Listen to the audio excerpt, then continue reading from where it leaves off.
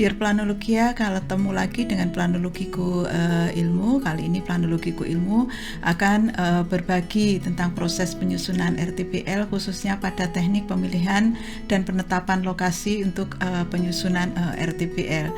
Nah, sesuai dengan permintaan Planologia terkait dengan teknik pemilihan lokasi yang tidak kualitatif, ini nanti Planologiku Ilmu akan berikan contoh dengan yang kuantitatif maupun dengan kualitatif, sehingga nanti materi yang akan kita bicarakan meliputi analisis dan identifikasi kawasan, penetapan delineasi kawasan, dan pemberian rekomendasi untuk identifikasi kawasan dengan cara kualitatif dengan metode SWOT, dan cara pembobotan atau scoring untuk metode yang untuk kuantitatifnya.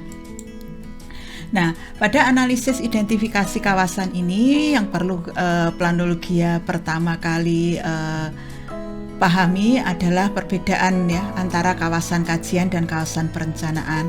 Kawasan kajian ini sifatnya lebih luas karena nanti kita akan menganalisis ya lingkup kawasan yang lebih luas yang nanti akan mempengaruhi kawasan perencanaan ya, baik dari sisi kondisi fisik, lingkungan, kelembagaan, peraturan perundangan, sarana prasarana, sistem sosial budayanya, ekonomi, kependudukan, kepemilikan lahan, dan sejarah signifikasi historis kawasan. Sementara kawasan perencanaan adalah bagian inti dari kawasan kajian yang nanti kira-kira sangat urgent untuk cepat ditangani, untuk dikendalikan, untuk disusun rencana tata bangunan dan lingkungannya. Nah, di dalam penetapan kawasan perencanaan ini sebisa mungkin kalau Planologia sedang melakukan penyusunan RTPL, libatkanlah dari yang namanya stakeholder terkait, baik yang mengusulkan alternatif, pembuat kesepakatan ya, dan penanggung jawab untuk pengerjaan RTPL, sehingga ketika kita berproses menyusun itu nanti tidak akan bolak-balik lagi menyusun sampai tengah-tengah balik lagi urusan penetapan lokasi kawasan perencanaannya masih belum fix ya, fixkan dulu baru nanti kita lanjut ke step berikutnya. Nah, kemudian di dalam analisis identifikasi kawasan ya, yang kedua itu adalah pola penanganan kawasan. Nah, pola penanganan kawasan ini bermacam-macam ya.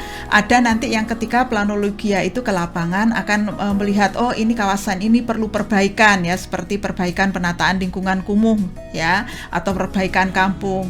Atau Planologia ketemu, oh ini pengembangan kembali kawasan karena Planologia merasa kawasan ini sudah stuck, berhenti ya, tidak berkembang, cenderung menurun vitalitasnya, atau pembangunan baru karena ada kawasan peruntukan industri yang mulai berkembang, kemudian kawasan perkotaan ya yang dulunya hanya melayani lingkup lokal kemudian sekarang itu berkembang cepat, kemudian kanan kiri tumbuh yang namanya permukiman ya, ataupun yang kegiatan-kegiatan lainnya. Nah, kemudian yang keempat adalah kawasan perlindungan ya, atau kawasan pelestarian.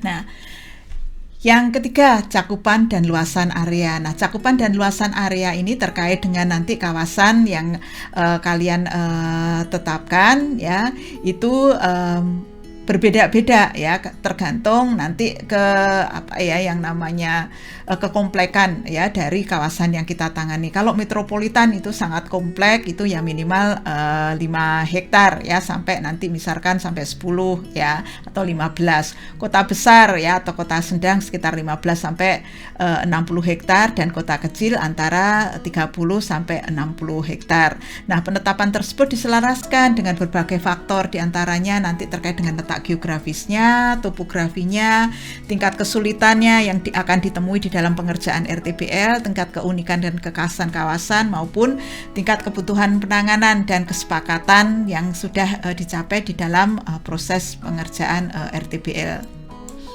Nah, next, terkait dengan ragam kawasan ini nanti Planologia juga bisa melihat kriteria-kriteria tadi ragam kawasan itu. Kalau misalkan kawasan baru berkembang dan cepat itu coba dicek.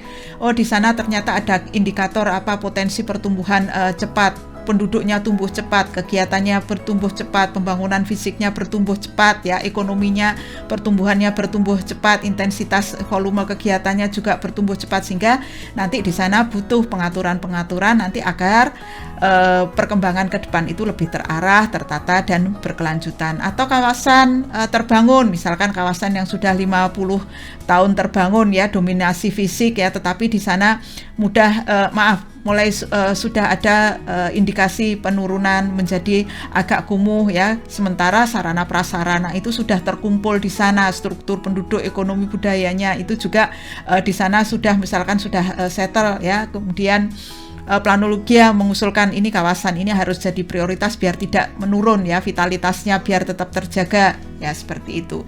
Nah, kemudian apalagi, ya, kemudian terkait dengan kawasan yang dilestarikan, misalkan seperti Kota Lama Semarang, ya, ataupun Kota Lama Jakarta, ya. Ada kawasan lagi rawan bencana, baik itu potensial maupun yang sudah mengalami rawan bencana, sehingga nanti proses-proses mitigasi, ya, untuk mengurangi yang namanya kerugian akibat bencana itu bisa dikurangi. Nah, terakhir adalah kawasan campuran di antara 4 tadi, ya. Nah, inilah yang nanti Planologi juga harus pahami ketika analisis identifikasi kawasan. Nah, kemudian apalagi terkait dengan analisis identifikasi kawasan, sifat dan kegiatan di kawasan. Nah, sifat dan kegiatan di kawasan ini Planologi bisa lihat ini sifatnya tunggal ataupun majemuk. Nah, kalau tunggal ini biasanya terkait dominasi, ya. Dominasinya kegiatan permukiman, fungsi usaha, kawasan sentra niaga, kawasan industri misalkan, ya, atau kawasan pelestarian bersejarah, kawasan fungsi sosial, kawasan fungsi khusus. Nah, ini dominasi tunggal. Nah, bagaimana dengan dominasi yang nanti kaitannya dengan campuran? Nah, yang fungsi campuran ini Planologi bisa melihat ini multifungsi yang sama pada siang atau malam dalam satu superblok besar, atau fungsi campuran di mana siang dan malam berbeda, pagi sampai sore misalkan untuk perkantoran, untuk perdagangan formal, malamnya untuk misalkan kawasan kuliner atau sebagainya, ya. Kemudian fungsi kawasan yang campuran, ya, untuk kawasan bangunan atau lingkungan dengan fungsi-fungsi kegiatan tertentu tetapi mempunyai nilai historis, ya, yang unik di kawasan itu, tetapi butuh penataan biar tidak kumuh ke depannya. Nah, lanjut terkait dengan analisis identifikasi kawasan ini terkait dengan pendekatan konsep penataan. Nah, pendekatan konsep penataan ini juga bermacam-macam. Nanti Planologi bisa memilih satu atau dua di antaranya atau beberapa, ya, merupakan gabungan. Nah, konsep penataan kawasan ini bisa berupa gentrifikasi, di mana nanti Planologi akan memperkirakan nanti setelah lingkungan ini berubah, ini strata sosialnya akan berubah misalkan, ya, atau ini dulu kampungan kumuh kemudian akan menjadi permukiman kelas menengah atau seperti apa nanti, itu adalah wujud dari konsep gentrifikasi. Kemudian ada konsep preservasi dan konservasi, ya, biasanya yang diterapkan untuk pelestarian secara menyeluruh pada kawasan-kawasan yang dilindungi, ya. Kemudian pembangunan peremajaan atau renewal tadi pada kawasan-kawasan yang mengalami kemunduran yang sudah terbangun, juga bisa nanti kaitannya dengan rehabilitasi. Kalau misalkan di kawasan itu bisa saja ada kerusakan-kerusakan besar, ya, usang ataupun karena bencana. Nah, berikutnya konsep yang lainnya ada apa saja? Ada konsep terkait dengan reklamasi jika nanti Planologi itu akan membangun baru pada tanah urukan di atas air, ya. Ada pembangunan sisipan di mana di kawasan itu sudah terbangun dengan baik tetapi ada perlu disisipkan pada misalkan yang untuk meningkatkan vitalitas atau pada kawasan area-area yang dirasa sangat butuh, ya.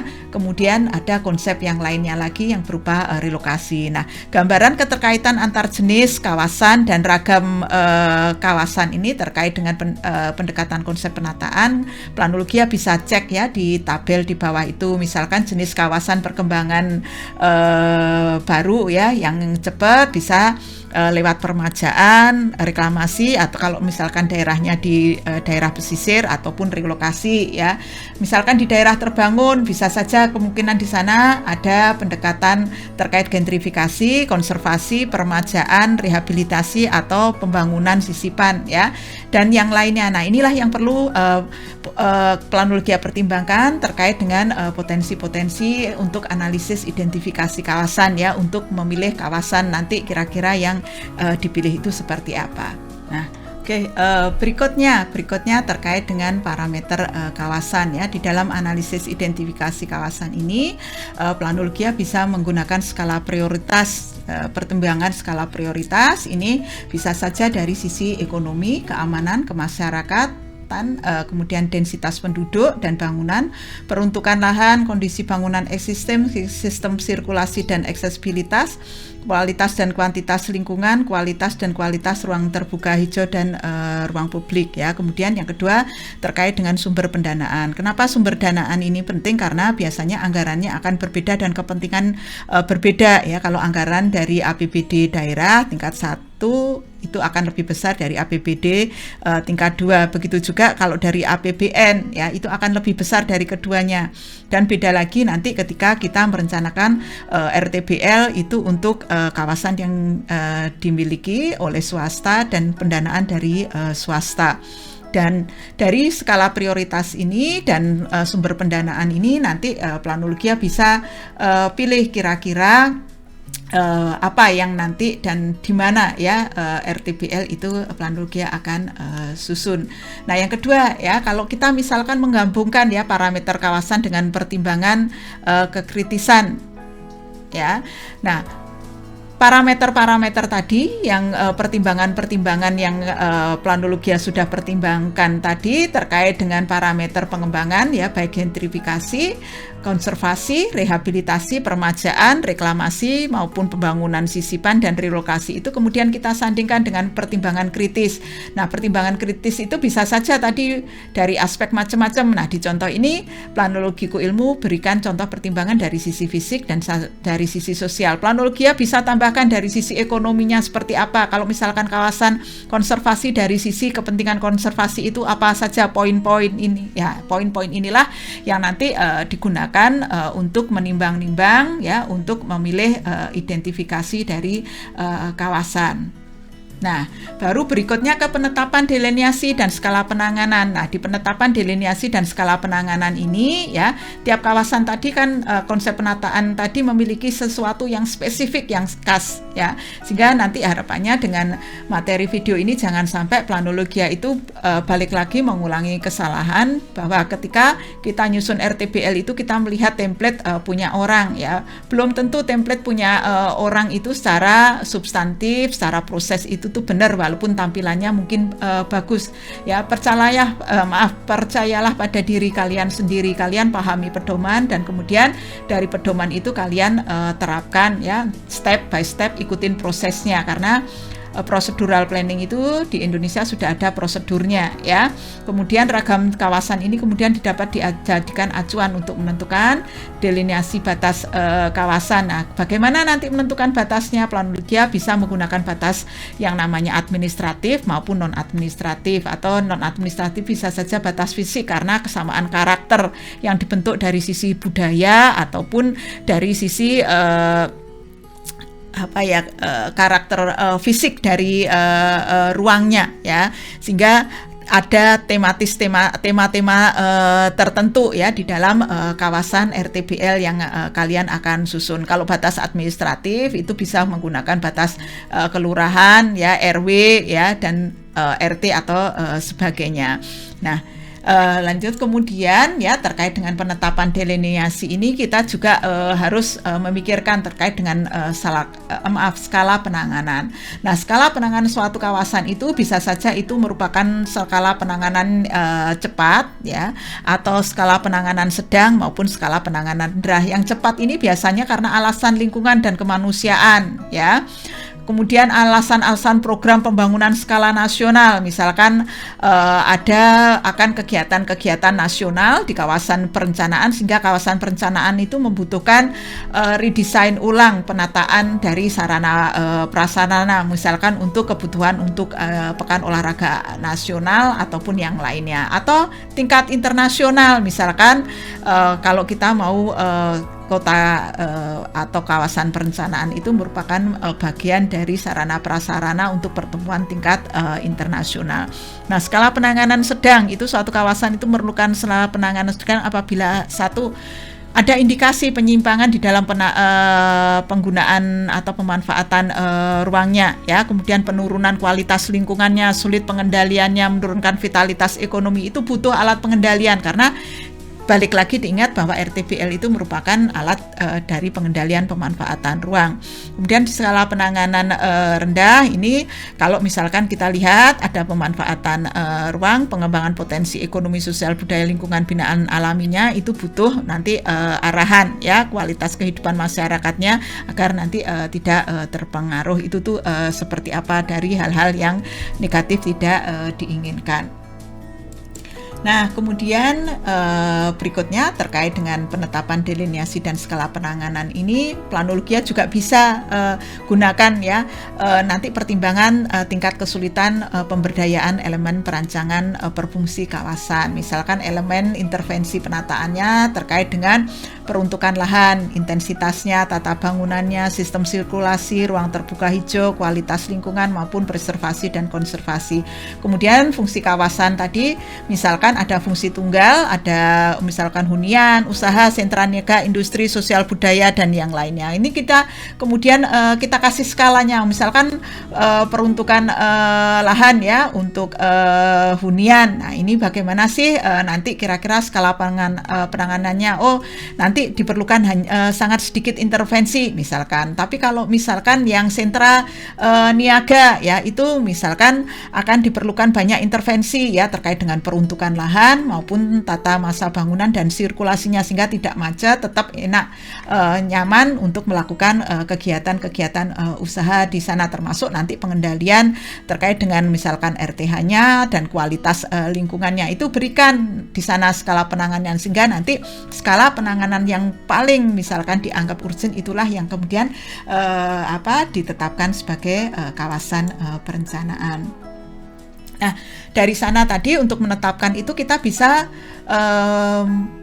melakukan penetapan itu dengan dua cara, ya. Yang pertama, misalkan kalau misalkan itu kota kecil, ya, kalau penetapannya yang dianggap urgent tadi yang mana? Oh, yang di situ terkonsentrasi kegiatan, penduduknya bertumbuh cepat, fisiknya bertumbuh cepat, butuh pengarahan. Nah, itu misalkan tunggal itu bisa diambil dari misalkan densitas, ya, baik dari tadi penduduknya, kemudian bangunan fisiknya, aktivitasnya, dan yang lainnya. Tetapi bagaimana dengan misalkan kalau kawasan itu tuh kompleks, ya, sehingga ada beberapa kemungkinan kawasan terpilih, ya. Planologia bisa gunakan untuk metode SWOT untuk kualitatif. Di dalam penentuan metode SWOT ini mau tidak mau tetap, ya, nanti Planologia pertimbangkan terkait dengan kekuatan, kelemahannya, peluangnya, ya, dan ancaman dalam suatu proyek ini. Nah, apa saja nanti pertimbangan ketika melakukan analisis SWOT. Nah, buatlah pertanyaan-pertanyaan yang kira-kira nanti bisa mengarahkan ini bagian dari kekuatan atau kelebihan apa sih yang dimiliki kawasan, apa yang buat kawasan itu tuh lebih baik, ya, dari kawasan lainnya, keunikan apa yang dimiliki, apa yang menyebabkan kawasan itu mendapat investasi, ya, cari hal-hal itu yang terkait dengan kekuatan. Kemudian di weakness-nya, ya, apa yang dapat ditingkatkan dalam kawasan tersebut, apa yang harus dihindari, faktor apa yang menyebabkan hilangnya penjualan, dan sebagainya. Nah, baik begitu juga dengan opportunity dan threat atau ancaman. Di sini Planologia harus lebih kreatif sehingga nanti akan mengena, ya, terkait dengan kawasan yang nanti akan dipilih untuk menjadi kawasan perencanaan. Nah, berikutnya faktor yang mempengaruhi untuk analisis SWOT ini nanti Planologia juga harus cermati ya, terkait dengan faktor internal ya, terkait dengan strength dan weakness, itu sumber daya ya, keuangan, kelebihan, kelemahan, pengalaman ya. Kemudian faktor eksternal itu terkait dengan tren, budaya, sosial politik, ideologi, sumber-sumber permodalan, peraturan pemerintah, perkembangan teknologi, peristiwa-peristiwa yang terjadi dan kondisi lingkungan atau sebagainya. Ini bisa Planologia kembangkan lebih dalam ya, untuk melihat faktor yang mempengaruhi analisis SWOT. Nah, kemudian cara yang kedua ya adalah metode pembobotan ya. Kalau tadi SWOT ya, kemudian sekarang pakai pembobotan. Ini adalah pendekatan yang kuantitatif sederhana. Kita beri bobot tadi di antara kriteria-kriteria yang sudah kita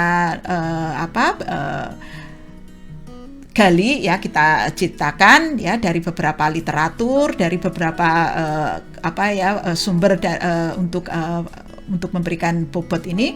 Kemudian kita beri nilai, misalkan nilai 1 fungsi yang positif ya, nilai 2 yang kait sedang, nilai yang ketiga itu mengarah ke negatif ya. Kemudian dari situ, dari bobot itu nanti kita misalkan kita kalikan, kita jumlahkan atau kita komunikasikan, kemudian kita akan ketemu nilainya yang tinggi itu misalkan yang sangat urgent ya, yang urgent dan kurang urgent nanti yang paling rendah. Nah, di dalam pemberian pembobotan ini ya, kita bisa melihat tadi ya, dari variabel-variabel yang nanti kita nilai dari sisi ekonomi, densitasnya ya, tata guna lahannya, kondisi existingnya, sistem sirkulasinya, ruang terbuka atau seperti apa. Nah, nanti variabel yang dinilai misalkan kalau dari sisi ekonomi ya, unit usaha, nilai propertinya, intensitasnya, varietasnya, nilainya apa? Kalau misalkan nilai 1 jumlah unit usahanya itu meningkat ya, yang 2 itu statis, yang ketiga itu tuh menurun ya, itu seperti itu. Ini